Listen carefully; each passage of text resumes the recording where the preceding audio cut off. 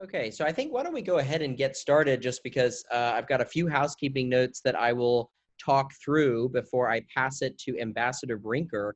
But I want to welcome everybody to Concordia Live. We're very happy to have you join us remotely for this important discussion series. And before we fully get underway, just a few Zoom housekeeping notes. All attendees on this call are automatically muted upon entry. And to ask a question during the Q&A, just simply raise your hand. Use the Q&A feature to ask any questions. And we will also be releasing a poll during this conversation as well. We will be monitoring the chat feature on Zoom, but we encourage you to use the Q&A platform to ask questions as well. This webinar is being recorded and will be accessible via Concordia's website for future viewing. The Q&A will not be recorded as it is a special benefit only to Concordia members who are joining live. So it's great to have so many industry and policy leaders joining us today for this timely conversation. And I want to especially thank Senator Rick Scott and his team for joining Concordia for this webinar, as well as newly appointed Senior Advisor to Concordia, Ambassador Nancy Brinker, and her team as well. I'm also very, very excited that David McNeil, the founder and CEO of WeatherTech, has joined us as well for this conversation.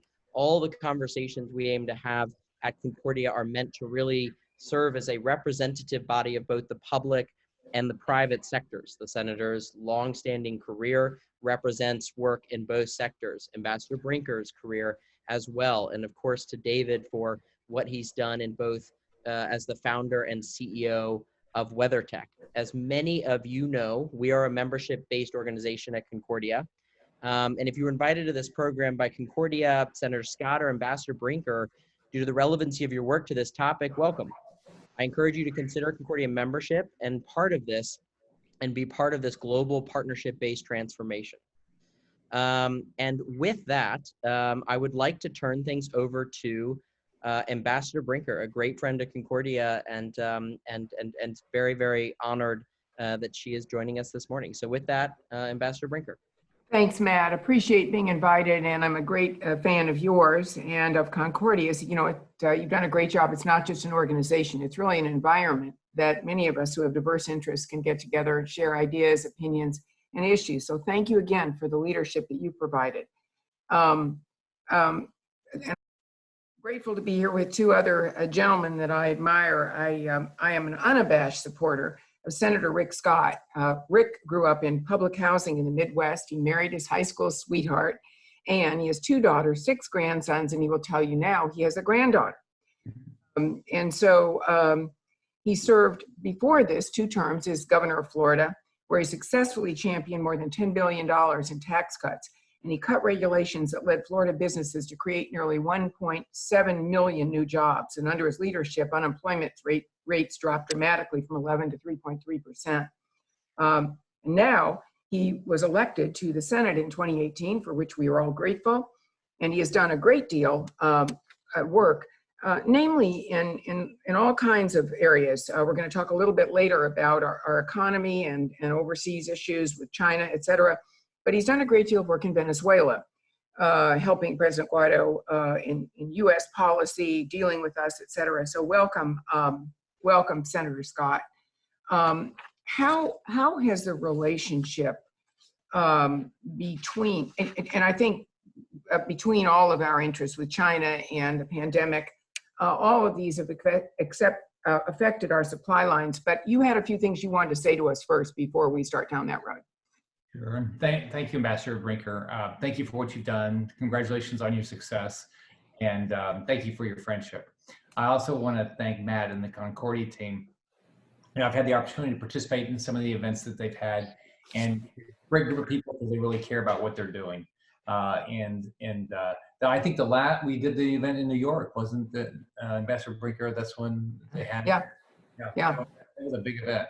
And you know what Concordia does is puts together interesting people that get to talk about what is going on in the world and how we can improve it for people in the United States, but also around the world. And so, thank you again, Ambassador, and thank you for Matt for what you guys do. I also want to thank David McNeil for being on the. So I'll give you a story about David. So we got to know each other over the last few years. And so I've been very vocal on holding Communist China accountable. First thing is, it is called Communist China, run by the Communist Party. He is not a duly elected president. He's the leader, he's the Secretary General of the Communist Party of China. Let's don't ever forget any of that. They steal our jobs, they steal our technology, they sell things into the country that are not made, and they put people's brands on them that is completely untruthful. They promised Obama they wouldn't militarize the South China Sea. They are. They put 1 million Uyghurs in prison just for their religion. They take people's organs. They try to take away the rights of the citizens of Taiwan and Hong Kong and places like that.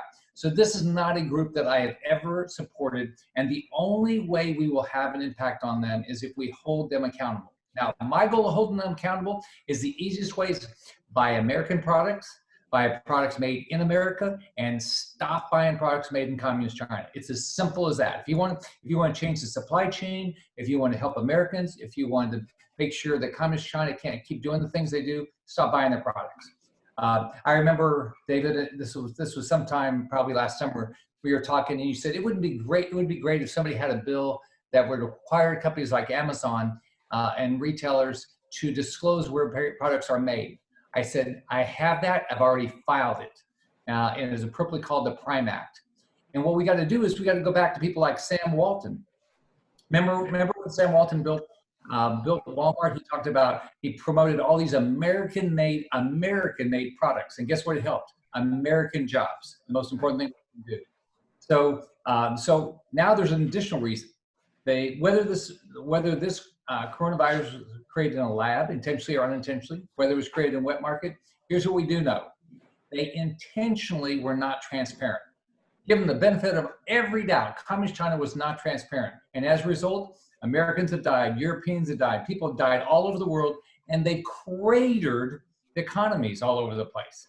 So we have another reason to hold Communist China accountable. And one of the best ways, again, is to buy American products. On top of that, we've got to hold the WHO accountable because they clearly have been a mouthpiece for the Communist Party of China. They've not been the World Health Organization and say, here's how we can help you be more healthy. They sat there, they said there was not local transmission.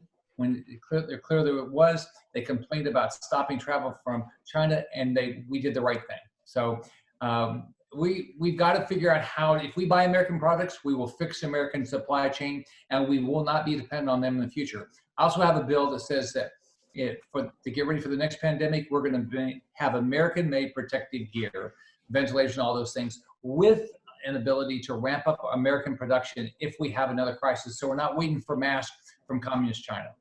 Senator, should we be repatriating, should companies be repatriating and coming back to the U.S., in your opinion? Absolutely, absolutely. And we could, there's all reasons to do it. We can pass legislation and say that all of our drugs have to be made here and all those things. Yeah. The reality is, if every American says, I am stopping buying anything from Communist China, and I'm buying American-made stuff, if Amazon and Walmart and all the retailers did the right thing and told people where things are made, it would happen overnight. But it's got to come back to America. Well, and I think many people would agree with you.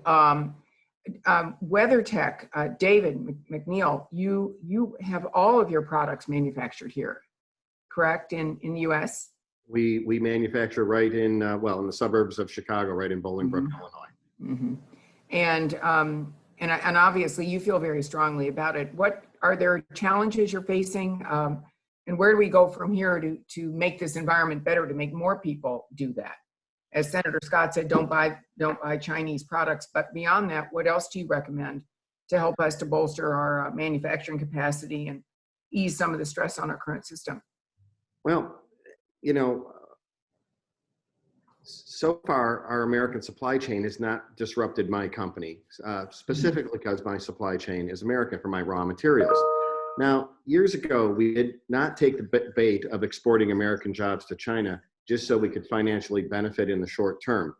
We have been vehemently opposed to sourcing finished components, raw materials, or frankly, anything from China, as I am personally offended by how the communist Chinese regime treats their people, animals, I air, agree. land, water.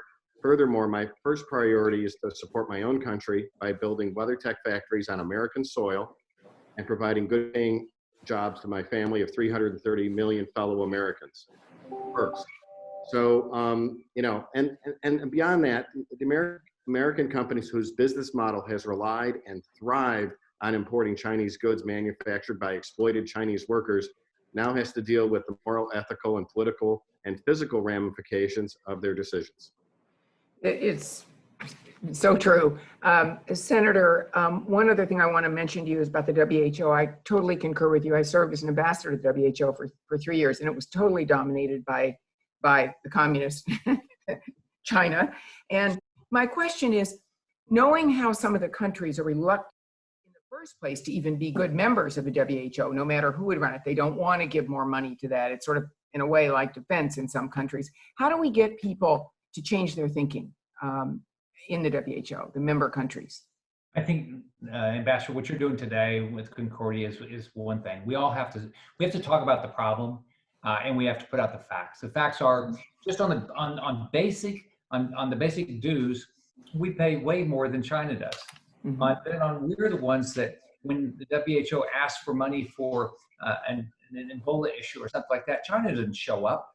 They don't help anybody at all in there. So I think put out the facts, hold them accountable. But we also, it's not just America. We've got to talk to all of our partners. We've got to talk to, you know, Canada and England. I've been talking to their ambassadors to try to get them more active. So we just have to keep doing all those things. One thing David ought to talk about is that just in even before the coronavirus, David ought to talk about how companies from China sell things on Amazon and Alibaba and completely misrepresent the product where it's made and their brand.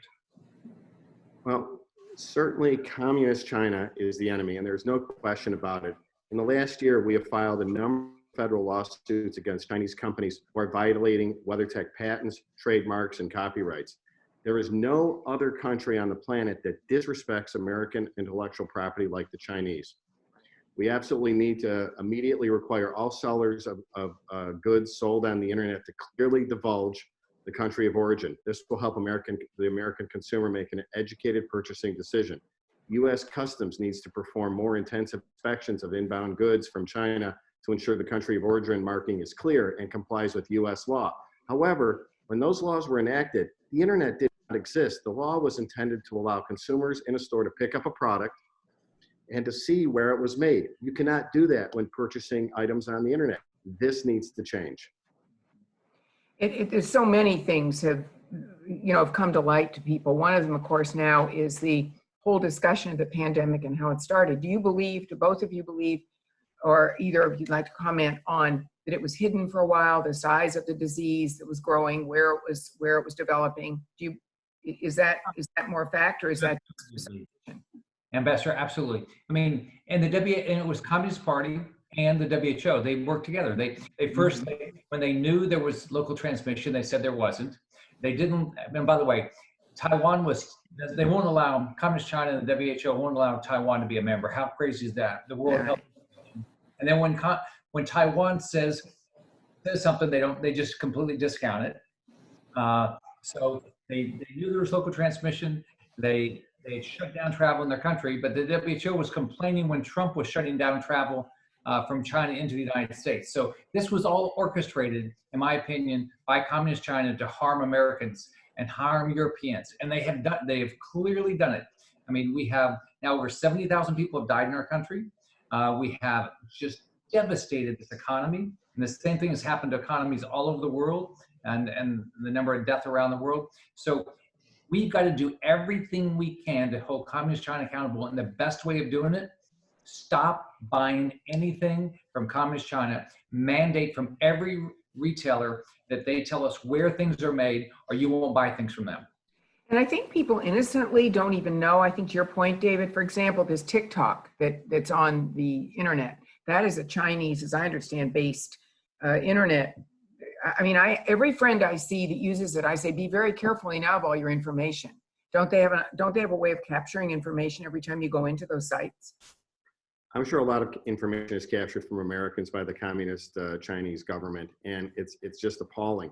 But they manipulate names of companies and brands and my brand and you know, like, so that we're WeatherTech, but they might be Tech Weather, or our new cup phone that holds cell phones in the car. It's called Cup Phone. They call it Phone Cup.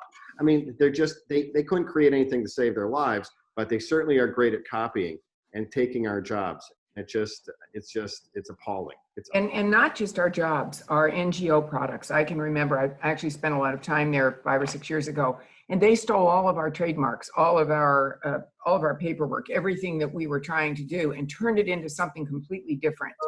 And the same with how they talk about the progress they've made with drugs and surgery. When I saw what they were doing, it really made me ill, and I vowed just never to go back there again. I think it's such a frightening environment, and I hope you're right. I hope we can get people to start questioning, what am I buying, where, and buy something else. There's enough stuff to buy.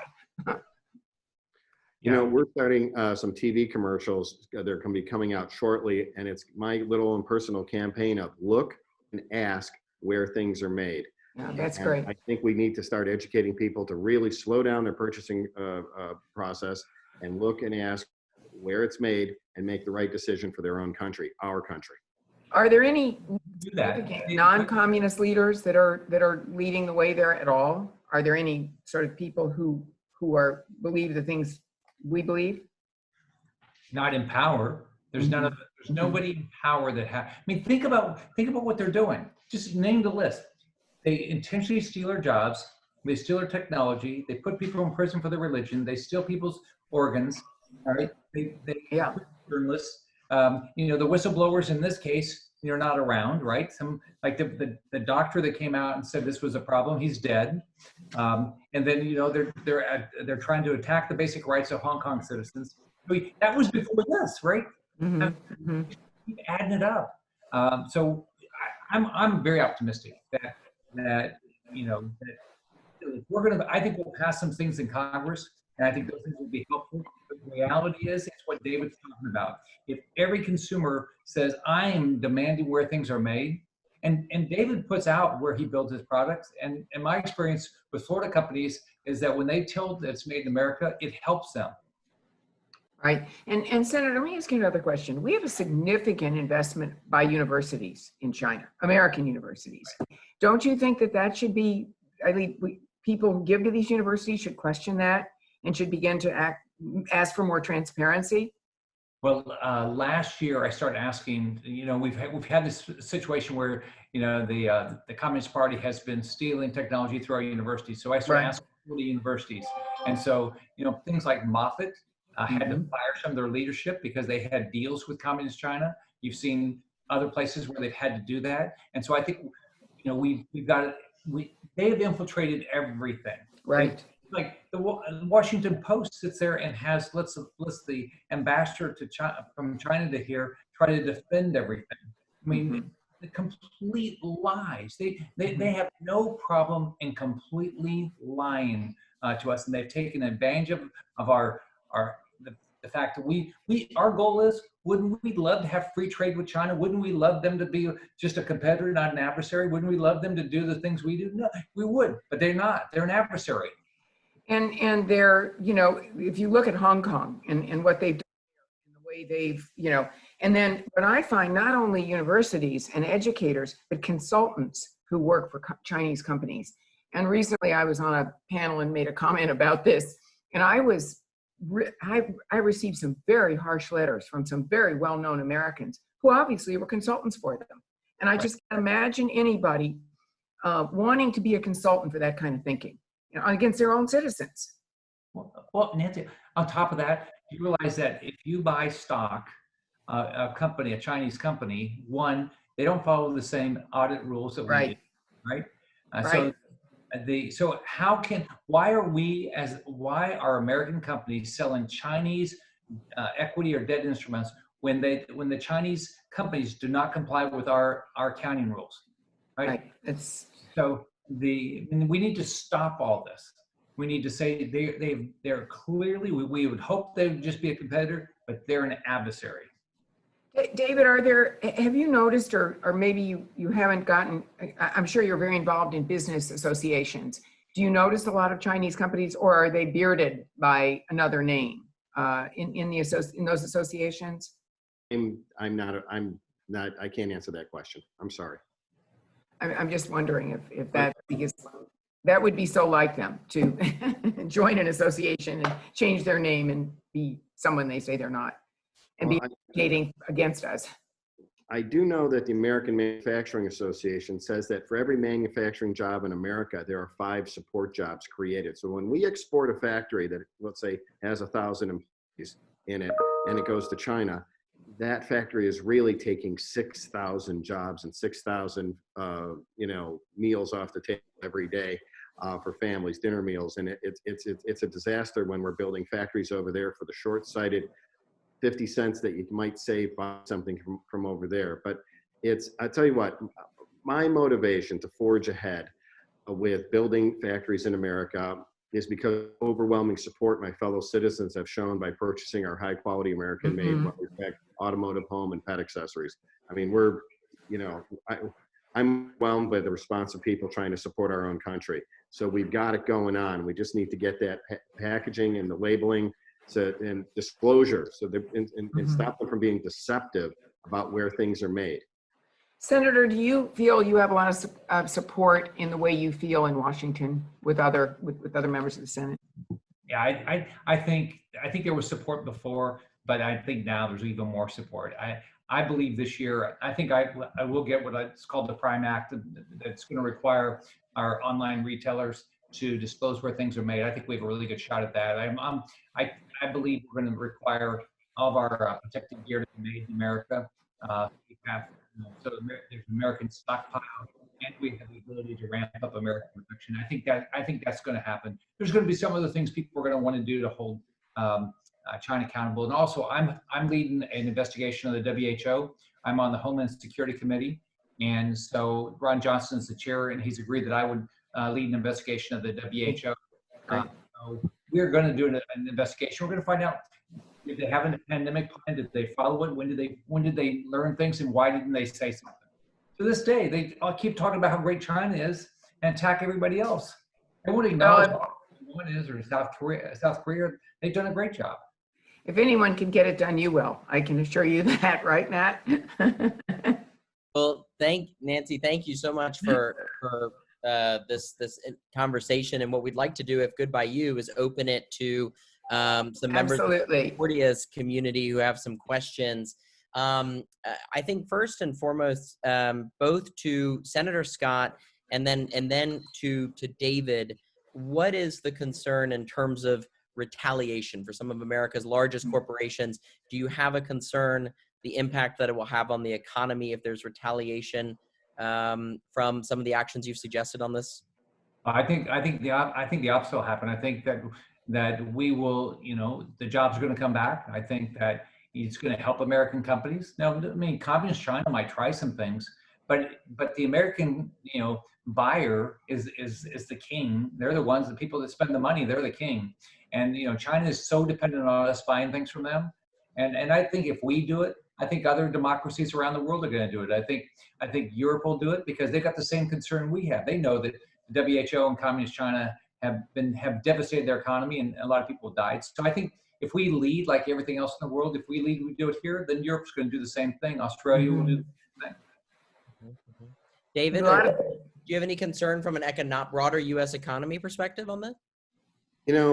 America's we're fighters, and we have already, at WeatherTech, we've already got into the PPE business. We've already built a production, low cost, high quality face shield in our injection molding facility, and we built the tooling right under our own roof with our own American tool makers. So we can fight. What I don't want to be is held hostage as a country ever again. This is ridiculous that our drugs are made over there. The PPE is made over there, and some of the other important things are made in China that we need. And the hostage program has got to be over with. And great leaders like Senator Scott are going to help us get legislation and rev up the U.S. economy. I think we're going to come back so strong. I really do. I'm very bullish on America and how this is going to unfold because we're mad. And what happened at 9/11 we were mad about, and this we're mad about, and we're not going to sit still for it at all. Right. Senator, another question from one of our members is, can you articulate a little bit or expand a little bit more on what the end goal is as it relates to your investigation into the WHO? Matt, it's as simple as get the facts. I think, let's find out exactly what happened. The way I think about it is, one, did they have a pandemic plan? And if they didn't, that tells you something. Why are we spending all this money? So one, what was their pandemic plan? Did they follow it? And by the way, there's different parts of the WHO. There's the technical side, and were they saying something different than what appears to be the Tedros, who's the political side? And so, and if they are, why were they doing that? So when did they know? I mean, did they follow the plan? When did they know? And let's put all that stuff out there and let the world see it. And then hopefully everybody will make a better decision. They'll say, well, we're going to make these changes at the WHO, or we're going to create something new. I just want accountability, and I want the facts out there. I think if we're transparent, then the world will be a better place. So another question for you, Senator. This is from one of our patron members, Herman Schulmir, who he states strongly believes in PPE and testing kits have already become a strategic asset for the U.S. The stockpile should not be exposed to the changes of international politics between the U.S. and manufacturing countries, especially China. What's your position towards combining medical diplomacy and energy diplomacy to strengthen the relationship between the U.S. and its allies? And what could have been done better? Well, I think we were naive. I think if you go back for years, we were hoping that China would become a competitor and we could all work together. They would build some things, we would build some things, but that just didn't happen. So I think whether it's our energy production or whether hopefully we'll be the first one to get a vaccine, because here's the difference.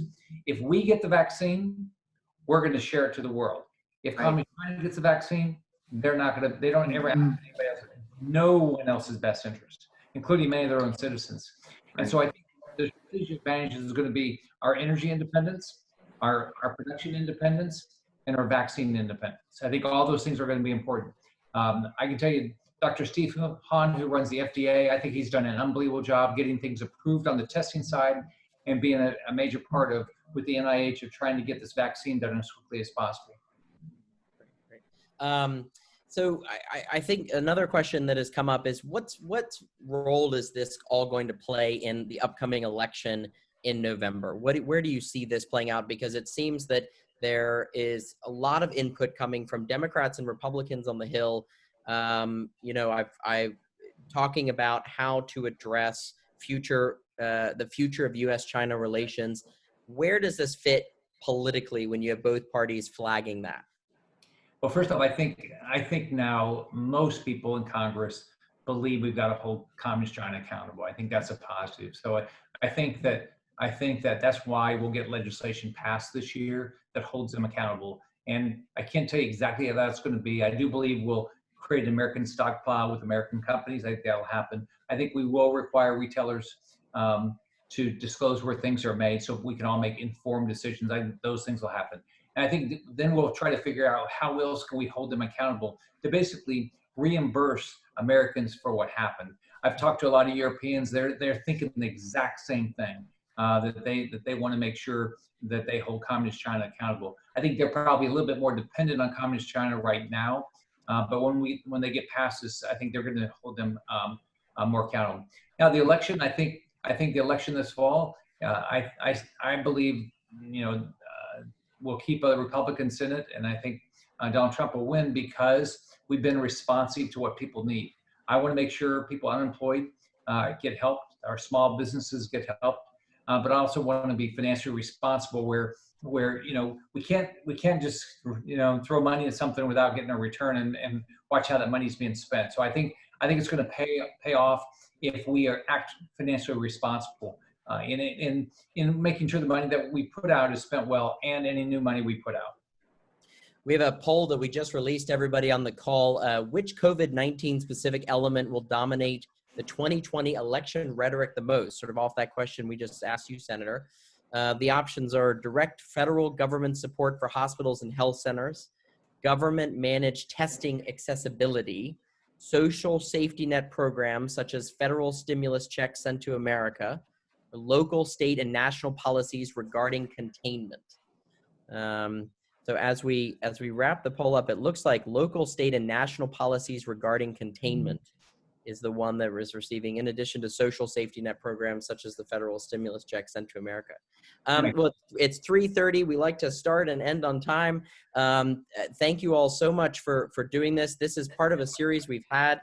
Senator, we were honored a few weeks ago to have your friend across the aisle, Senator Ben Cardin, talk about the SBA small business loans. And so we were really, this is a nonpartisan forum. We like to hear all different views. David, thank you very, very much for participating in this. And Nancy, our new senior advisor, thank you so very much. Thank you very much. Thank you, Matt. Thank you very much. Thanks, Matt. Thanks, Nancy. Thanks, David, for being on. Thanks, everybody. All right, Thank see you so much.